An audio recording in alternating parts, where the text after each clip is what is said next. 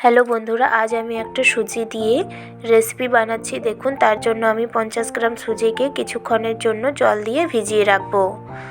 দেখুন, 50 গ্রাম মতো সুজি নিয়েছি, একটু বেশি পরিমাণ জল দিয়ে ভিজিয়ে রাখবো, কারণ সুজিটা একটু বেশিক্ষণ ভিজলে ফুলে যাবে, তার জন্য একটু জলটা বেশি দিয়ে ভিজিয়ে রাখবো। আর এই রেসিপিটা বাচ্চা বড় সবাইয়েরই পছন্দ হবে। দেখুন, ভেজানোর পর কিছুক্ষণ পরে ফিরে এলাম আমি। দেখুন, আমি এখানে কিছু সবজি অ্যাড করে দিচ্ছি, যেমন দিয়েছি গাজর গ্রেট করে রাখা, ক্যাপসিকাম কুচি, টমেটো কুচি, পেঁয়াজ কুচি।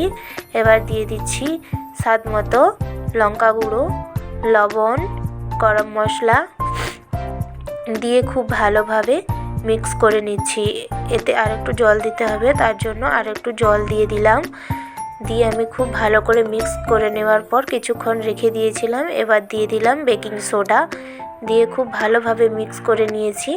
এপাশে আমি তাওয়াটা গরম করে পরিমাণ মতো তেল দিয়ে ব্যাটারটাকে চামচের সাহায্যে একটু গোল করে দিলাম, ছোট সাইজের হবে। দিয়ে উপর থেকে একটু গ্রেট করে রাখা গাজর ছড়িয়ে দিলাম। দেখুন, কিছুক্ষণ ঢেকে রাখার পর এক পিঠ হয়ে গেছে, আর এক পিঠ উল্টে দিলাম। দিয়ে তেল দিয়ে আমি খুব ভালো করে ভেজে নিচ্ছি। দেখুন, আরও একটা পিঠ আমি তেল দিয়ে খুব ভালো করে ভেজে নিচ্ছি। দেখুন, এক পিঠ আমার ভালো করে ভাজা হয়ে গেছে, দু পিঠই। এবার আমি বাচ্চাদের বা বড়দেরই পছন্দ চিজ দিয়ে দিচ্ছি গ্রেট করে। দেখুন, ওপর থেকে গ্রেট করে রাখা চিজ আমি দিয়ে দিচ্ছি।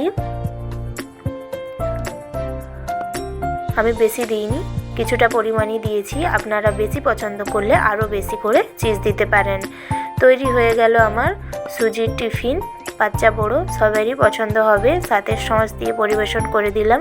রেসিপিটা কেমন লাগলো কমেন্ট বক্সে অবশ্যই জানাবেন, আর চ্যানেলটাকে অবশ্যই সাবস্ক্রাইব করে দেবেন রেসিপিটা পাওয়ার জন্য।